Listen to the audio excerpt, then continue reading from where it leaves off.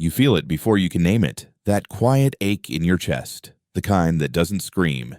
It whispers, something's wrong. You just don't want to believe it. You tell yourself, it's fine. They're just tired. I'm overthinking.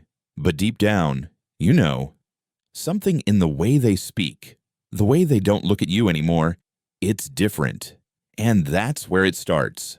The moment you feel disconnection but choose silence over truth. The moment you start ignoring what your body already knows. You see, people think relationships end with betrayal, shouting, or walking away. But most of them die in quiet neglect, in the things we don't say, in the feelings we gaslight inside ourselves. Every time you swallow your truth just to keep the peace, you teach your nervous system that your needs are dangerous. That love requires self-abandonment. Psychologists call this fawning, a trauma response where you please others to avoid rejection. It's the invisible reason why you tolerate what breaks you and smile while doing it. You start apologizing for being sensitive, for wanting connection, for noticing what they don't say. And slowly, you stop asking for anything at all because every time you do, it feels like you're asking for too much. You weren't born this way. You learned it. Maybe as a kid, love felt conditional. You had to earn affection by behaving, by fixing, by shrinking. So when your partner pulls away, that child inside you panics. I must have done something wrong. That's not love. That's attachment trauma replaying itself. You're not crazy for craving reassurance. You're not needy for wanting to feel seen. You're human. You just learned to mistake emotional starvation for love. There are things you should never ignore in a relationship, not because they're loud, but because they're quiet. 1. When communication feels like walking on eggshells. 2.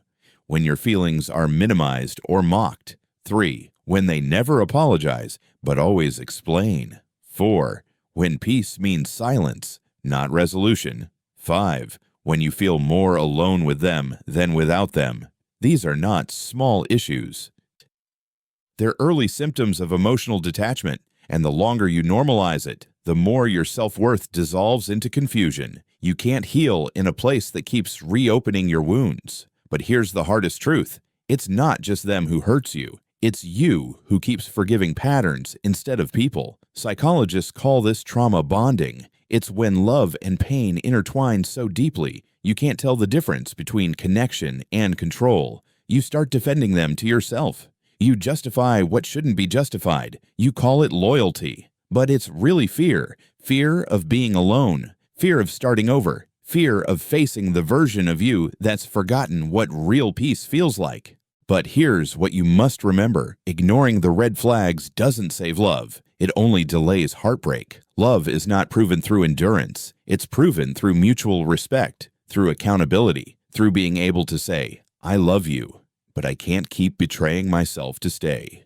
That's not selfishness. It's self-preservation, because when you betray yourself for someone else's comfort, you don't lose them first. You lose you. One day, you'll wake up and realize peace was never supposed to feel like anxiety, and love was never meant to feel like survival. You'll remember how it feels to breathe without fear, to love without overthinking, to speak without shaking. You'll realize that the relationship you were meant to save was never with them. It was with yourself. So don't ignore what feels off. Don't bury your intuition under someone else's comfort. Because the truth is, when what you ignore today becomes the pain you'll have to heal from tomorrow. Listen to your body, honor your boundaries, protect your peace, because love shouldn't cost you your sanity to keep it alive. If this spoke to you, subscribe.